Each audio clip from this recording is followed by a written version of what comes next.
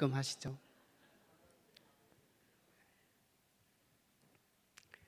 오늘은 2부 예배가 부흥되고요.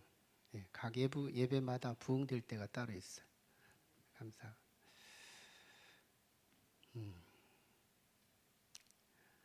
에어드루 F라고 하는 목사님이 이런 이야기를 합니다. 요나를 삼킨 고기 뱃속은 참으로 위대해서 요나를 하나님의 사람으로 만들기에 충분한 신학대학교였다. 신학대학교.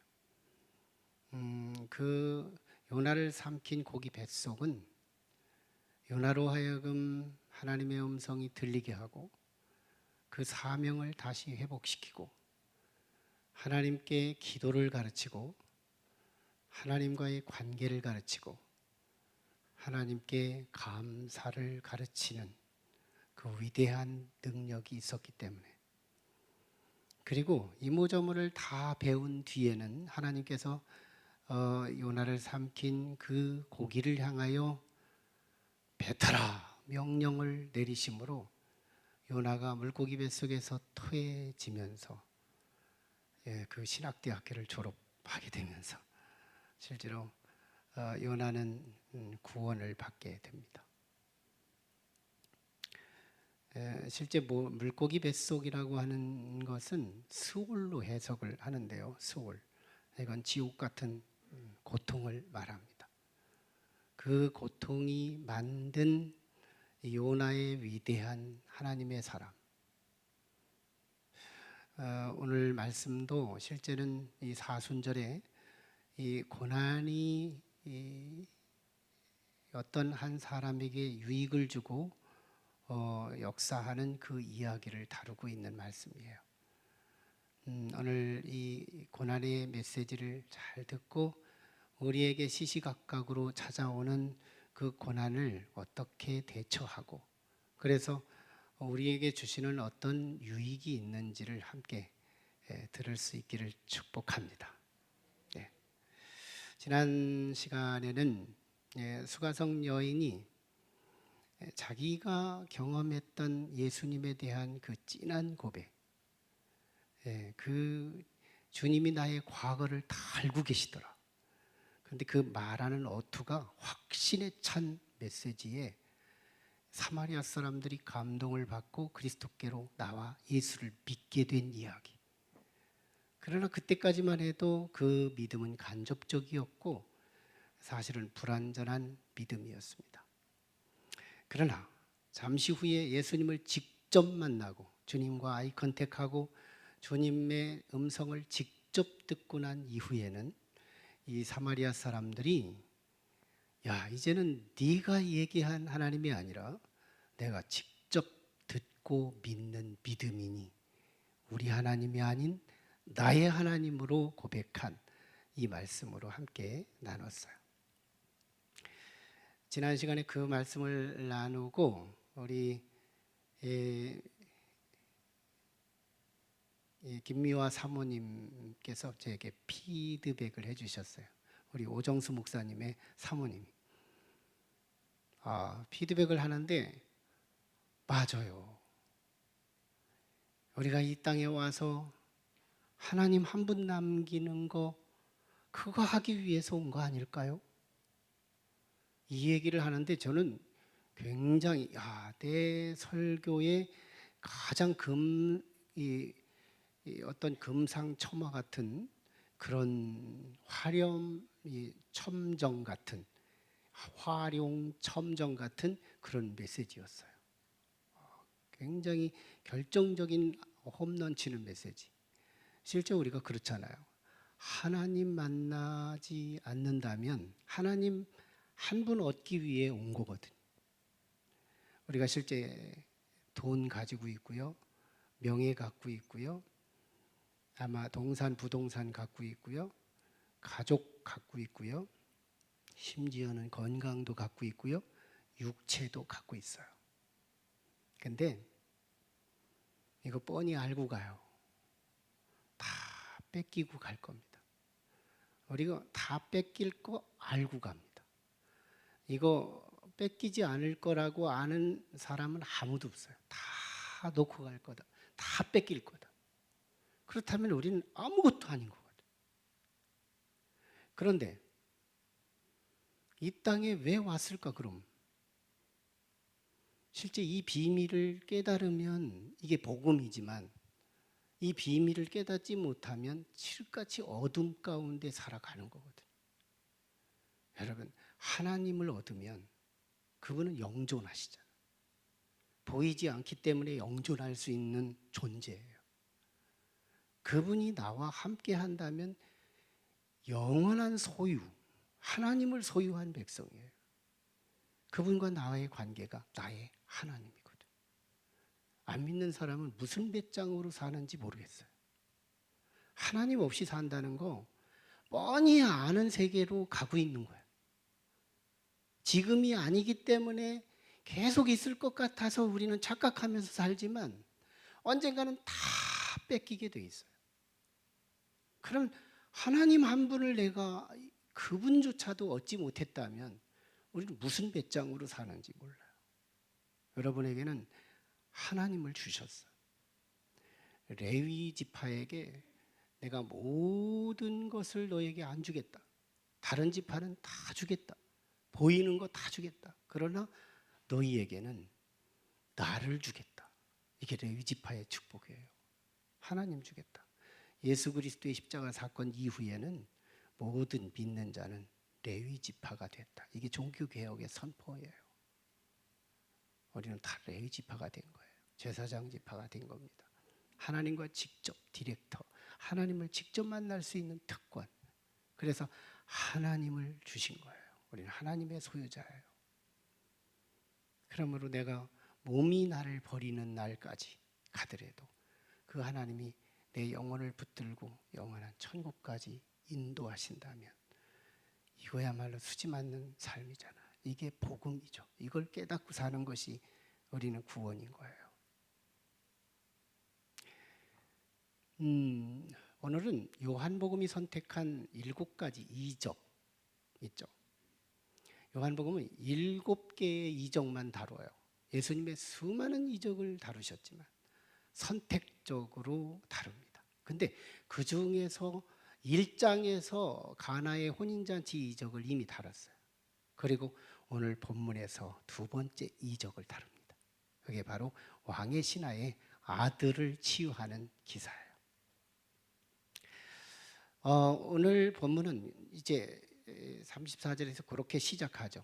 네, 이틀이 지난 후, 지남에 예수님께서 사마리아 성 거기서 이틀을 지나고 이제는 갈릴리 1차, 2차, 3차 사역으로 가게 되는 1차 사역으로 본 사역지 갈릴리 사역으로 가시게 되면서 이틀 후 그 기간이거든요. 그때 주님이 갈릴리를 들어가시면서 한 가지를 예언하듯이 말씀을 줍니다. 무슨 말씀이냐면 선지자들은 자기 고향에서 높임을 받지 못한다.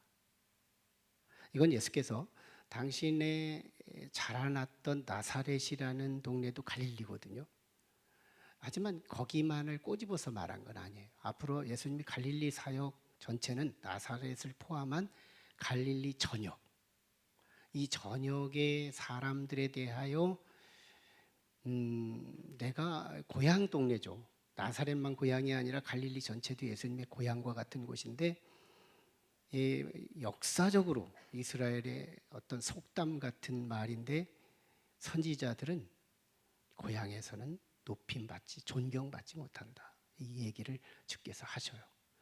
어떻게 보면 쓸모없는 얘기 같지만 앞으로 예수님이 갈릴리 사역하는 데 있어서 참 쉽지 않은 사역들이 시작될 거라는 걸 서론적이고 암시적으로 표시하는 그런 말씀이에요. 자, 그리고 어디로 가느냐? 갈릴리 중에서도 가나라고 하는 곳으로 들어갑니다. 이 갈릴리라는 지역이 굉장히 넓은데요. 우리 유성이라는 지역이 넓고 거기에 신성동도 있고 어은동도 있고 도룡동도 있고 뭐 그런 것처럼 갈릴리도 굉장히 넓은데 그 중에서 가나를 선택하여 주께서 가세요. 저 왜 가나를 가셨을까? 요한복음 1장에서 가나를 이미 가서 혼인잔치에서 물을 포도주로 바꾸신 이적을 행했던 곳이거든. 근데 예수님이 그곳에 가신 이유는 열린 가슴을 향하여 가신 거예요. 아마 예수님께서 사역을 하시는 데 있어서 아주 센 가슴, 완전 불신자, 그들에게 가서 복음을 전할 때 그 복음의 에너지는 굉장히 소진될 거예요. 그런데 보세요. 주님은 지혜자세요. 같은 사역을 하대로 열린 가슴을 향하여 찾아가시는 분. 이게 주님의 지혜예요. 오늘도요. 주님께서 이 실존적으로 영으로 우리 가운데 오십니다. 그런데 많은 가슴들이 있지만 주님은 열린 가슴을 향하여 가신다는 거예요. 그래서 그 열린 가슴이 주님을 만나는 시간이 될 겁니다. 똑같은 자리에 있어도요. 이 열린 마음으로 주님을 맞이할 필요가 있어요. 가나 혼인잔치에서 이미 이적을 봤던 가나 사람들은 예수님을 알아요. 마음을 열고 기다립니다. 주님 오실 때 열고 기다리는 가나에서의 첫 사역, 이건 예수님의 지혜로운 출발이죠. 자, 그런데 이 가나에 도착하자 한 사람이 그곳을 향하여 오고 있었습니다. 예, 그게 헤롯 안티파스의 아마 신하 정도가 될 거로 예상이 되는데요. BC 4년부터 AD 39년 동안 있었던 헤롯 안티파스, 그 유명한 그의 신하 고관이에요. 그때 당시 성공남, 오늘날 대통령실 상위 공무원급 되는 사람, 그 사람이 예수님을 찾아오는 거예요. 그리고 예수님께 이렇게 주문합니다. 주님, 내 아들이, 그는 가버나움에서 올라온 거예요. 34km 정도, 8시간 정도 걸어서 올라옵니다. 주님, 내 아들이 거의 죽게 됐습니다. 열병으로 거의 죽게 됐어요. 그러니 주께서 내려오셔서 우리 아들에게 안수하고 고쳐주세요. 이런 얘기예요. 그러죠. 우리 주님이요. 조금은 섭섭한 그런 뉘앙스로 이런 말씀을 합니다. 너희들은 표적과 기사가 없이는 도무지 믿지 못하는구나. 이런 얘기를 해요. 이들의 믿음을 진단한 겁니다. 현실적 믿음. 예수님이 이런 말씀을 하게 된 배경은 잠시 전에 사마리아에서 영적 재미를 보신 분이에요. 예수님이. 그들은 이적을 요청하지 않아요. 그저 주님 오십시오. 주님을 보자마자 주님에 대해서 사랑하고 존경하고 주님을 영접하는, 성 외곽에 있던 주님을 성 내부 안으로 모셔드린 것 뿐이었어요. 그래서 우리 주님은 거기서 영적 사역을 즐겁게 하셨거든요. 이야, 유대인들이 버린 이 성 안에 내가 좋아하는 사람들이 여기 다 있네. 이게 예수님의 기쁨의 성이었던 거예요. 그런데 갈릴리 본 사역지로 와서 지금 한번 이 마음이 열렸다고 하는 이 가나에 와서 사역을 처음 하려고 하는데, 이 가버나움에서 왕의 신하가 와서 예수님에게 표적을 구해달라는 거예요.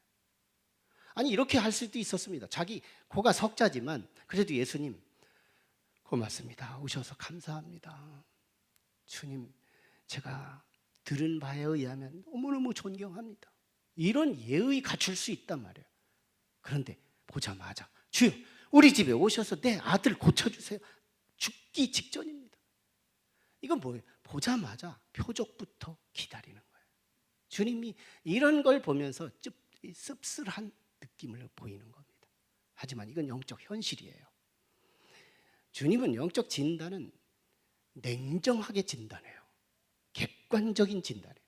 분명한 진단이에요. 후하게 매기지를 않아요. 믿음이 없으면 믿음 없는 대로 그대로를 진단을 정확하게 하고, 그렇다 그래서 주님이 핑계하지 않고 사역을 멈추지도 않습니다. 진단은 정확하게, 그러나 사역은 끊임없이 자기가 할 일을 계속하는 분, 입에 예수님이세요. 주님 보세요. 이 왕의 신하에게 이렇게 말합니다. 가라, 네 아들이 나았다.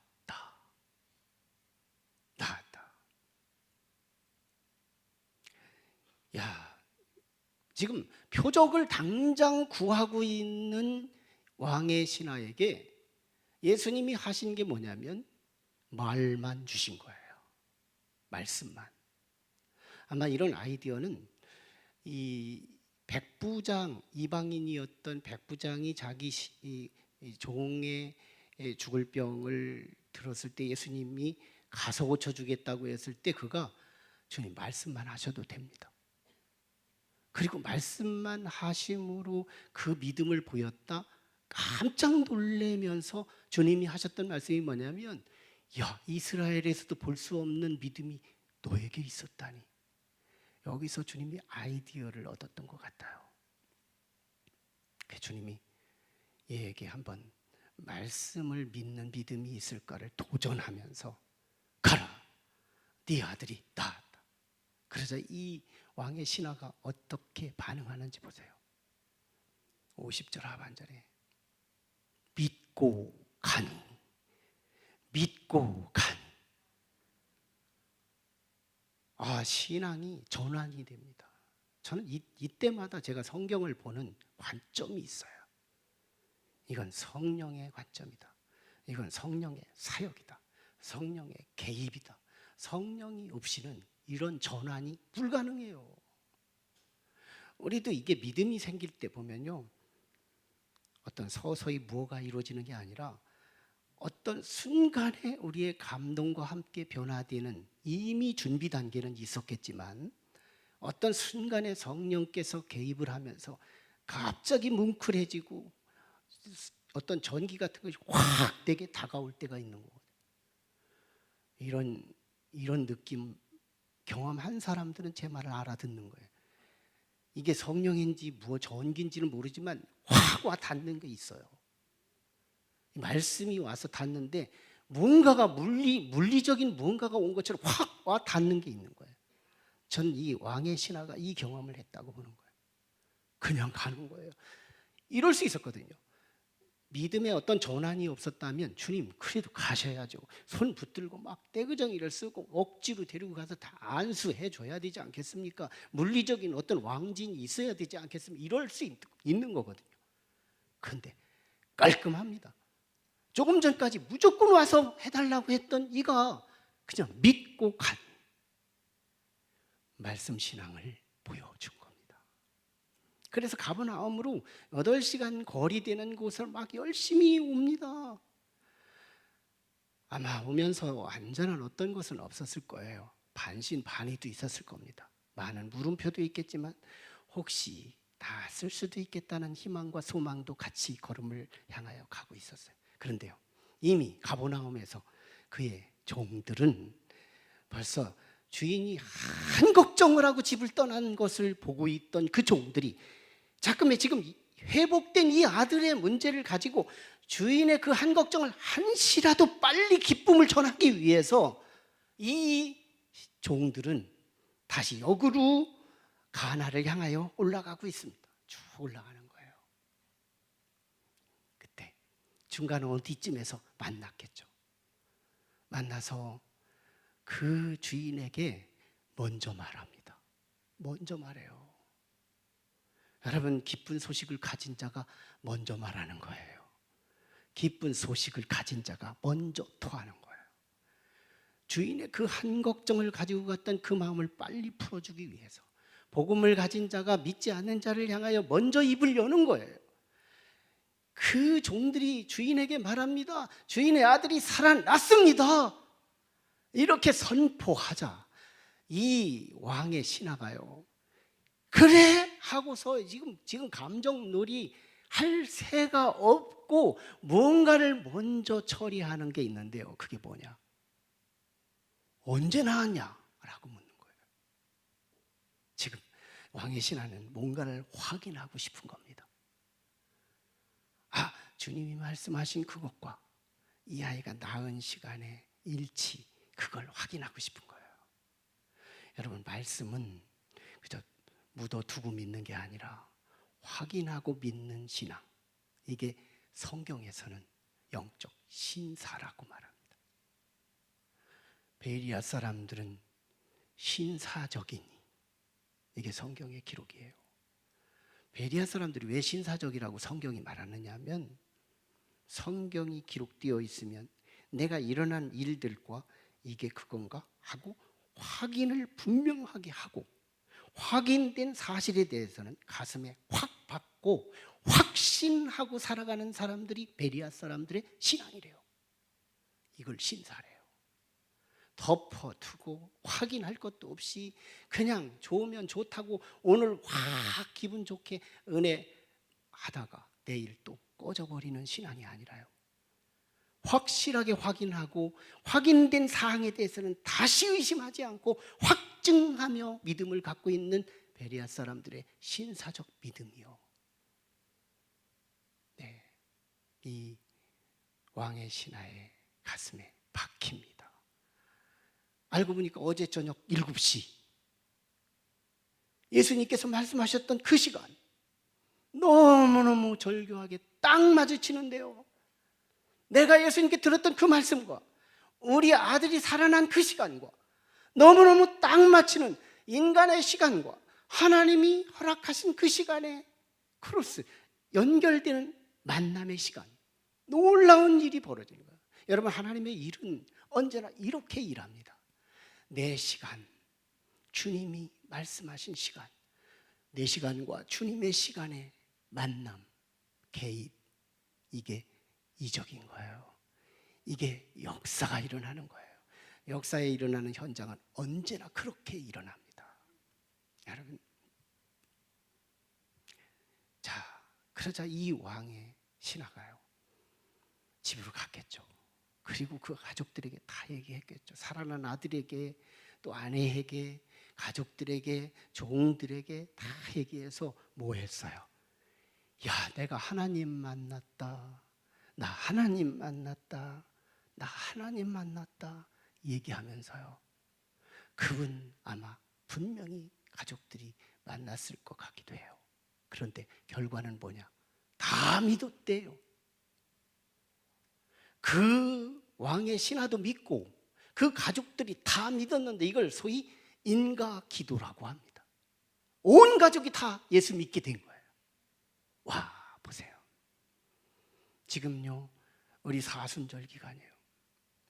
고난, 예수님께서 고난을 당하시고 고난을 묵상하고 당신의 뻔히 죽을 걸 알고 가셨던 40일 기간, 인간적으로 보면 굉장히 암울한 고통의 시간들이에요. 예수 믿는 사람이라면 주님의 그 고통에 참여할 필요가 있어요. 그리고 우리에게 주어지는 어떤 고난에 대해서,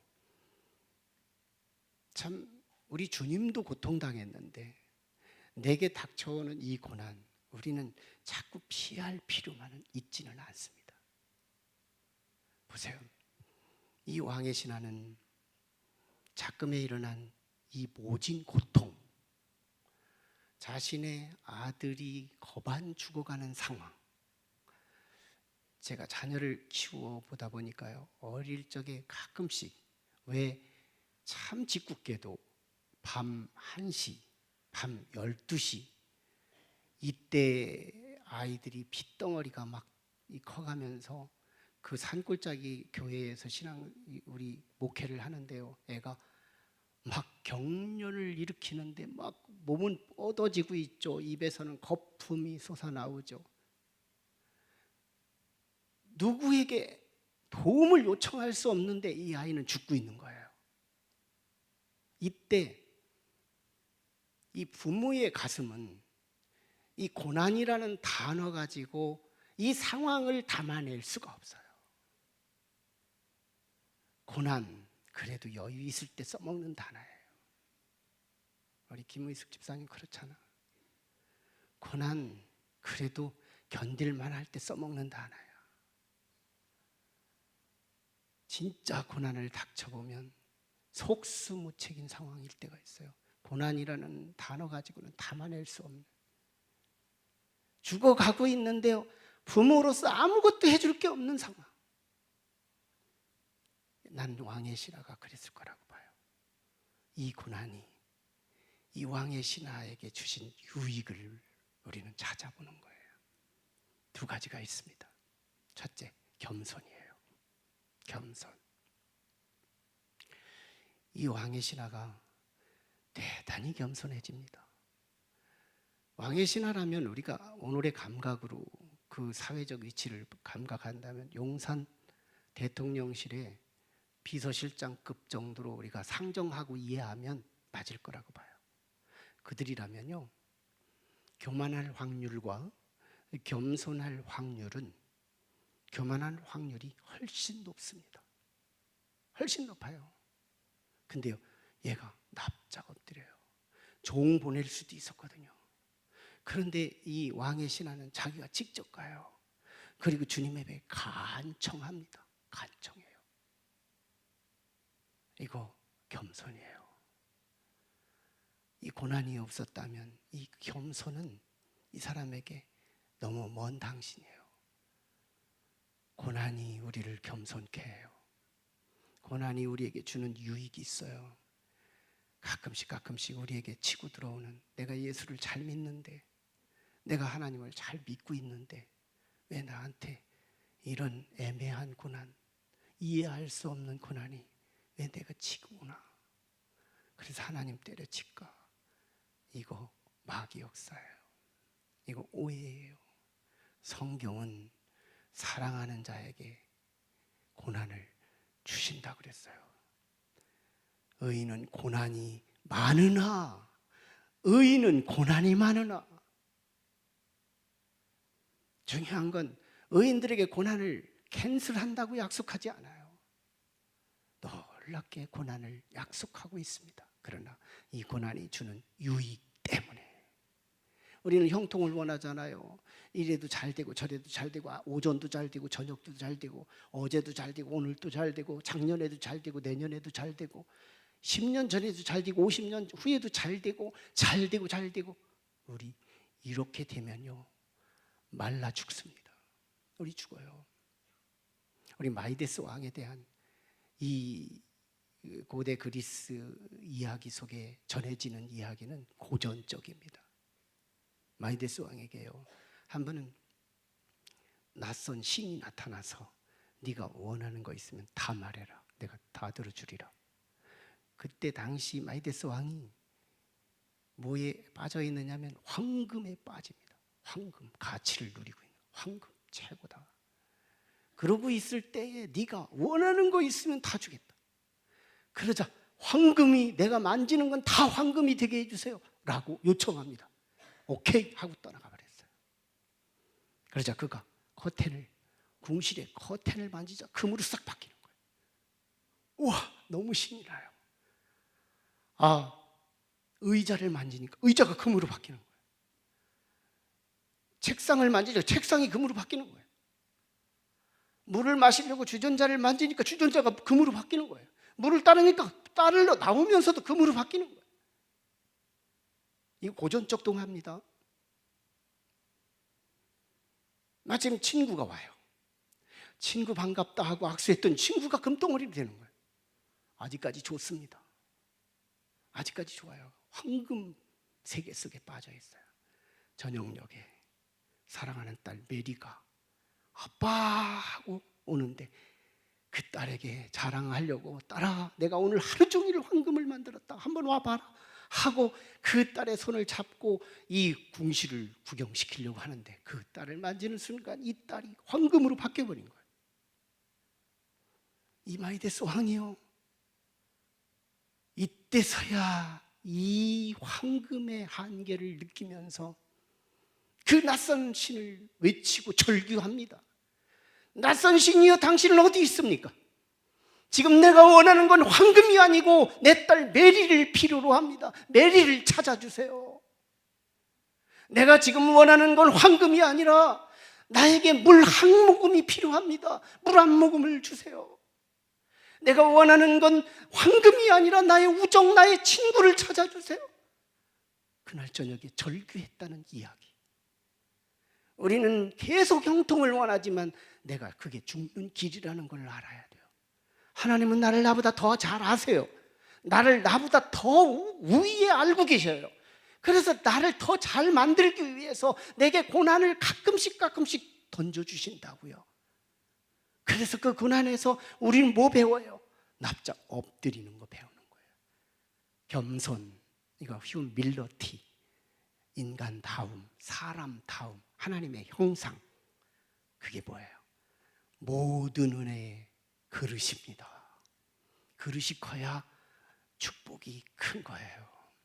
하나님은 그릇 준비하기 위해서 우리에게 때로는 고난을 주시는 거, 이거 부정하려고만 하지 말자는 거예요.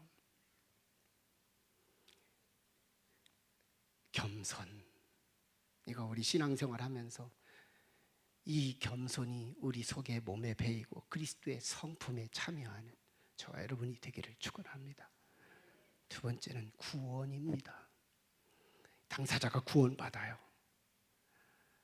그리고 가족들이 다 구원받아요. 인과 기도됐어요. 그러므로 이 왕의 신하는 이 땅에서도 승리, 저 세상에서도 승리해요. 육체도 승리, 영적인 것도 승리해요. 전천후 구원, 전인적 구원. 이 고난 때문에 구원까지 임하는 거예요. 저는 이 구원을 뒤집어 봅니다. 이 구원을 뒤집어 보면 요한복음 3장 16절에 구원의 원액적 메시지가 있는데, 하나님이 세상을 이처럼 사랑하사 독생자를 주셨으니 이는 그를 믿는 자마다 멸망하지 않고 영생을 얻게 하려 함이라. 이거 구원입니다. 자, 이 구원이 무슨 메시지냐? 다시 하나님이 사랑하시기 때문인 거예요. 다시 말하면 구원은 뭐야? 나의 모든 것이 회복된 것이고 구원이지만, 그러나 나는 하나님, 뒤집어서 표현하면 나는 하나님의 사랑을 받고 있는 거예요. 여러분, 구원받은 사람은 내 모든 것이 다 해결됐다는 말이지만 동시에 나는 하나님의 사랑을 받고 있다는 말입니다. 여러분, 구원받은 백성들이죠? 여러분은 이제 자존감을 찾을 필요가 있어요. 나는 누구다? 나는 하나님의 사랑받는 사람이다. 예수께서 그것 때문에 사역하십니다. 모진 불모지 같은 이스라엘 땅에서, 광야 같은 그 땅에서 예수님께서 그 사역지에서 끝까지 지치지 않고 승리했던 예수님의 사역의 가장 지팡이 같은 힘이 뭐냐면 이 심리적으로는 자존감이에요. 내면 속에 흐르는. 주께서 마태복음 3장 17절에서 세례를 받았을 때 성령 안에서 주님이 음성을 들려주시는데, 주께서 하늘에서 음성이 두 마디가 들립니다. 이는 내 사랑하는 아들이요 내 기뻐하는 자라 하시니라. 예수님 혼자 들었던 거고요. 세례 요한은 듣고 바로 감옥에 들어갔고요. 예수님 혼자 들었는데 사복음서 다 나와요. 무슨 말이냐면 예수님은 툭 하면 그 얘기하고 사역했다는 거예요. 제자들이 다 할 수 있도록. 예수님의 메인 메시지, 예수님의 정체성, 예수님의 자존감, 예수님은 늘 그 얘기하고 사셨다는 거예요. 나는 누군지 아니? 나는 광야에서도 이긴 이유가 이거고, 내 모든 사역의 불모지에서 승리했던 것이 이거야. 난 하나님이 사랑하는 사람이야. 난 하나님이 사랑하는 사람이야. 교회의 용어로 구원이지만 심리학적 용어로 자존감이에요. 내 내면 속에는 하나님의 사랑 주머니가 있는 거예요. 여러분, 북한에 요즘에 툭하면 무기 내놓고 K9 곡사포, 이 굵기가 드라무통보다 훨씬 더 굵고, 그래서 우리에게 막 그 볼륨을 가지고 위협을 하고 있지만요, 그 어마어마하게 크지만 거기에 실탄이 없다면 아무것도 아니에요. 그러나 권총, 이거 호주머니 들어가면 없는 거나 있는 거나 똑같고, 나으면 쬐끄만 해서 얕잡아 보일 수 있지만 이 속에 실탄 하나 있으면 능히 사람을 죽일 수 있습니다. 실탄 없는 곡사포냐, 실탄 있는 따꿍따꿍 하는 이 권총이냐? 난 실탄 있는 권총을 택합니다. 이 역사적 사건이 다윗과 골리앗에서 우리에게 실증해 줍니다. 골리앗은요, K9 곡사포예요. 근데 실탄이 없어요. 다윗은요, 권총 같아야 따꿍따꿍 하는데 그 속에 실탄이 들어있어요. 보세요, 실탄의 메시지. 너는 칼과 창으로 내게 오거니와 나는 만군의 여호와의 이름으로 내게 가노니 하고 불매를 던졌는데요, 내가 던졌지만 주님이 던지는 거예요. 이거 이마에 맞으니 적중에 골리앗이 넘어지는 거예요. 우리에겐 그게 있다는 거예요. 우리에게는 하나님의 그 사랑이 내 속에 들어있는 거예요. 여러분, 오늘 이 말씀을 듣고 가면 말만 있을 뿐이에요. 아무 기적도 없어요. 우리 김의숙 집사님 치유도 없고 이적도 없고 아무것도 없어요. 오직 말뿐이에요. 이 왕의 신하에게 지금 말뿐이에요. 아들이 고쳐진 거 본 것도 아니고 아무것도 보이진 않지만 예수님의 말뿐이에요. 그런데 믿고 가니, 오늘 우리 교회를 떠나고 이 말씀을 듣고 말뿐인 것을 들고 여러분의 가슴 속에 고귀하게 품고 가정으로 가십시오. 그리고 직장으로 가십시오. 세상으로 가십시오. 저는 작지만 내 가슴에 실탄이 장전된 권총과 같은 역사 있게 될 줄로 믿습니다. 이게 구원받은 자의 가슴이에요. 우리에게 뭐가 있어요? 내 속에 하나님이 나를 사랑하는 거예요. 하나님이 나를 기뻐하는 자예요. 나는 그냥 인간이야. 이목구비가 아니에요. 나는 그냥 몸뚱이가 아니에요. 나는 하나님의 사랑을 담은 자예요. 이게 구원받은 자의 심리학적 표현이에요. 교회 용어로 구원이지만 인간학적 용어로 우리에는 자존감이에요. 내 속엔 하나님의 사랑받는 자예요. 이 사람 누가 이겨요? 이 사람 누가 감당해요? 세상이 어쩌지 못하는 이 구원이 저와 여러분에게 함께하기를 원합니다. 근데요, 고난 한 방에 그냥 멸망하는 사람이 있습니다. 고난 한 방에 그냥 무너지는 사람이 있습니다. 그런데 고난이 왔는데 어마어마한 획득하고 구원과 놀라운 선물을 받는 사람이 있습니다. 무슨 차이냐는 거예요. 여기서 우리는 왕의 신하에게 영적 비밀 하나를 배울 필요가 있습니다. 많은 사람이 고난 한 방에 그대로 무너지는 사람들을 보면요, 그저 자기 혼자 씨름하다가 무너지는 거예요. 악인은 그 두려워하는 것이 임하거니와 의인은 그 바라는 것이 이루어지느니라. 보세요, 우리는 어떤 고난이든 크든 작든 내게 오기만 해라. 난 그거 붙들고 주님께로 가서 주님께 괴롭힐 거야. 주님께 말할 거야. 주님께 가서 납작 엎드릴 거야. 고난 처리가 달라요. 고난 처리가 달라요.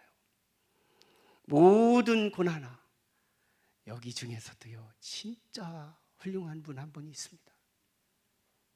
너무너무 힘들고 어려운 분이 있어요. 종합 고통의 보따리. 근데 제게 한번 전화를 주십니다. 목사님, 나 너무 힘들어요. 근데요, 이상해요. 왠지 보장이 생기면서 고난아, 앞으로 더 올 테면 와라. 그런 마음이 생겨요. 그분이 지금 듣고 있는 거예요. 올 테면 와라. 내가 감당할 수 있을 것 같아요. 어떤 고난이라도 받을 수 있을 것 같아요. 이게 구원 아니에요. 고난 한 방에 매몰되는 사람, 고난아 올 테면 와라. 무슨 고난이든지 나는 처리할 능력이 있다. 내겐 하나님이 계시기 때문에. 기도하겠습니다. 이 시간에 우리 같이 기도하실 때 하나님,